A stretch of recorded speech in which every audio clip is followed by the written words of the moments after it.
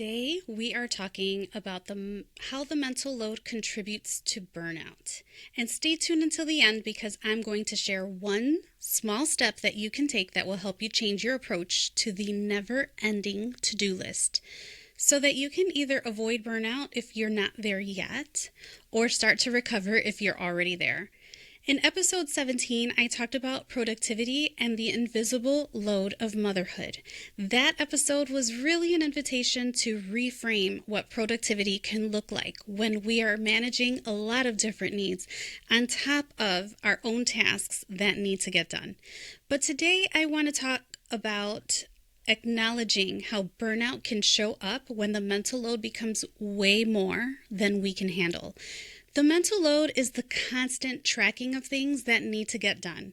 And moms have a lot to get done. Depending on the ages and the stages of our kids, that can vary as far as what we are juggling on top of getting through our to-do list. It's never going to fully be quote unquote done. There are lots of things that get added on just as fast as things get crossed off if you do keep track on a list. You might notice the mental load showing up like this. You feel exhausted from the moment that you wake up. Your mind won't slow down at night, even when everything in the house has finally quieted down. Small decisions feel very overwhelming. You're more irritable or short-tempered than usual. And, you just feel it in your mood. Moms carry a mental load that no one sees because it happens behind the scenes. And sometimes moms just do such a good job of showing up for others. If this is you, your exhaustion makes total sense. Burnout can feel like an added layer of heavy mental and emotional weight that is being carried in addition to all of the things that still need your energy to get done. Those small, subtle ways it sneaks in looks like saying no to yourself over and over again.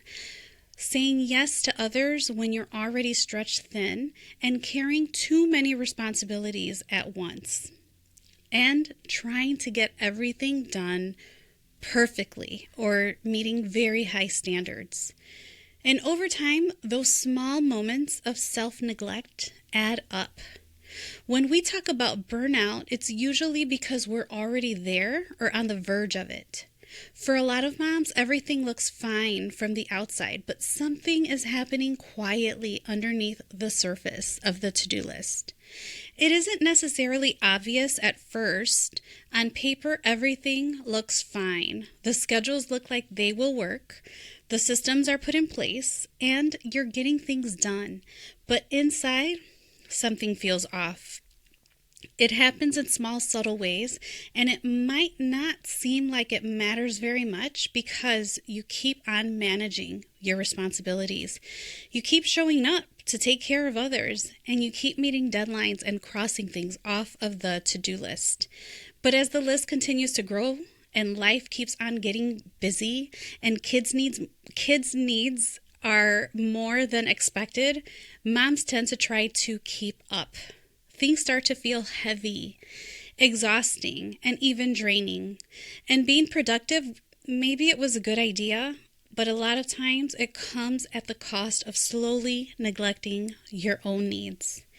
This is how it happened for me, and it's a way I've seen other moms fall into the same patterns. The things that I tried to prioritize to help me refuel and replenish during the week slowly faded out.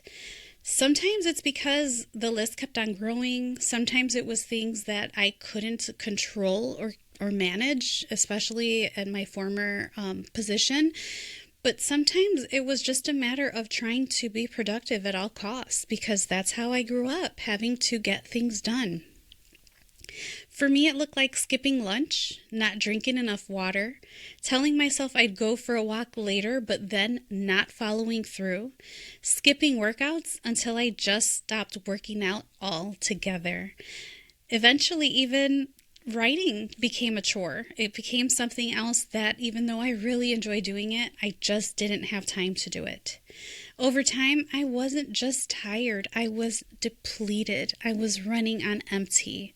Physically emotionally, mentally, and even spiritually, because I was constantly on when what I really needed was moments to be off.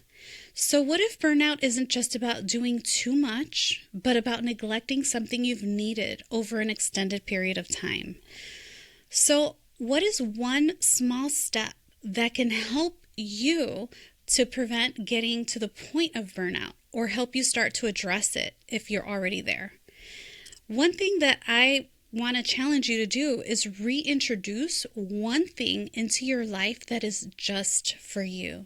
Reintroduce something that you enjoyed in the past, or try something new. Something that is not necessarily productive, something that is not necessarily for your kids, something that is not necessarily for your home, just life-giving for you. It's important to approach this with curiosity and not with pressure.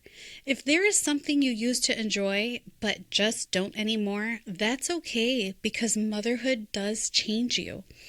And what fills you can change over time.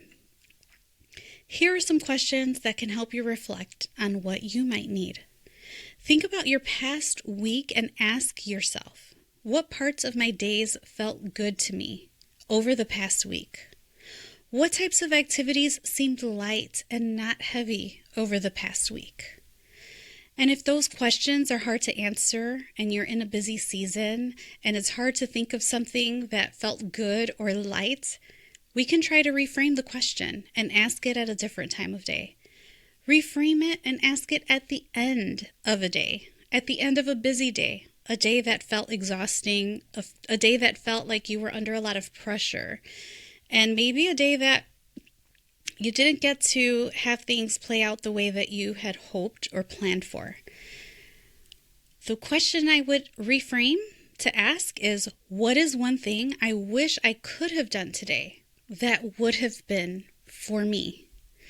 When you reframe the question and ask yourself, again, what is one thing I wish I could have done today that would have been for me? Your answers might include a short walk by yourself, moving your body again in a way that felt good, sitting down for an uninterrupted part of your day, meeting a friend for coffee, meeting up with a friend for a walk, trying something new just because you wanted to, more prayer time, time to complete a devotional, time to write in a journal. When you are able to recognize what's been missing, it helps you know what is restful or rejuvenating to you. It helps you consider what your next step can be and what has been missing for you. Is the thing that would be most helpful something you've been saying no to over the past few weeks?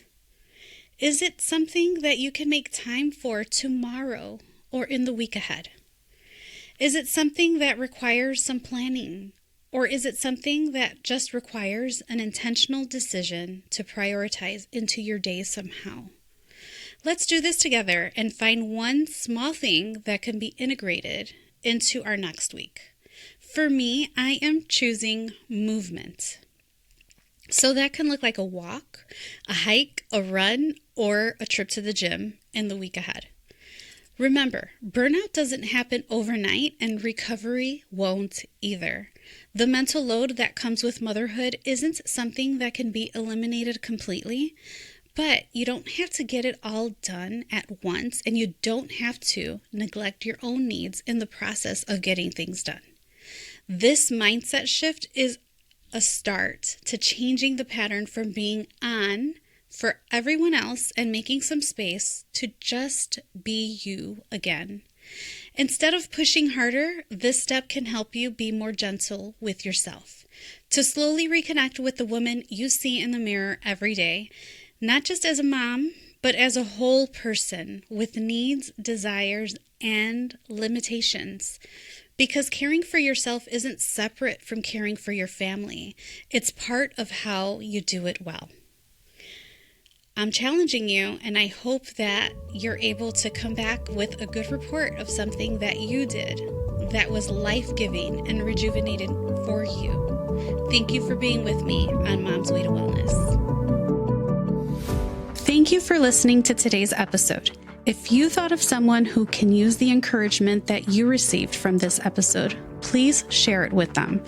If you would like to receive the monthly newsletter and insider information about the show, you can sign up to be part of the Mom's Way to Wellness community at idamaravillas.com.